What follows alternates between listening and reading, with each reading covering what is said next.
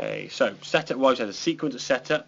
Start with the club first, put the club on the ground, so there's roughly about 10 pence a piece. We can sort of squeeze in that sort of end part of the club there. Just for your point of view now, the shaft's going to have to be a little bit more angled this way rather than when you get too upright this way. Okay, it's a bit more lean there, especially with the shorter irons there.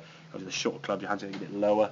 They're just shorter clubs, obviously. So then once you've got the grip and your spine angle now nice and straight, we can then set the feet up in position, get your hands in the right spot, and set your feet. Just be careful, okay? This is what we sometimes see, okay? I'm going to zoom on your lower back here now just so we can see this movement, okay?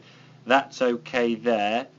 There's a movement there. See that movement there? Sort of just exactly. And if you start getting into that sort of, we call S shape like that, then you're going to put too much pressure on the lower back there. So if you start feeling with a pinch on the back or in the hamstrings, you've gone too far, okay? So that for me is okay. It's just that sort of pushing it back a little bit too much. Like I say, sports, when they're making changes, they make the change and then to get better they keep making it and then to try and go too far. You sort of hit where you need to get to now pretty much straight away. You don't want to be overdoing that, okay? But once you've got yourself in that good position now, you can see your overall setup compared to last time 1,000 times better now.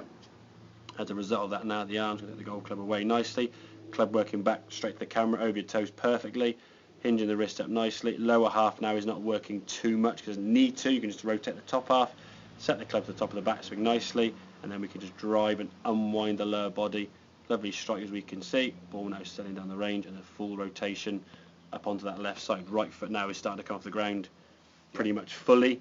Again, the more practice and the more shots you hit, that right hip's turned more now, probably was the full amount. That's always going to turn through, and this is starting to sort of catch up over time. But again, when you were in the old posture where you couldn't work, your lower half was just static. There was no lower half, it was all from the top half and everything else, and just trying to swipe the arm. If we can get to that sort of setup, we said that, go through that sequence of club, bow to the golf ball to correct the grip, and then to the feet. Just don't sort of over extend that. So there's that movement there, the hips are just pushing back and just too much movement there with the spine. If you get S-spine, you could do yourself some damage long term. The more you start playing the bats and you go, don't like that. Okay, so it needs to be a neutral, flat back, not a overextended one. Okay, mate, makes sense? Yep, absolutely. Good stuff, right, have a couple more, mate.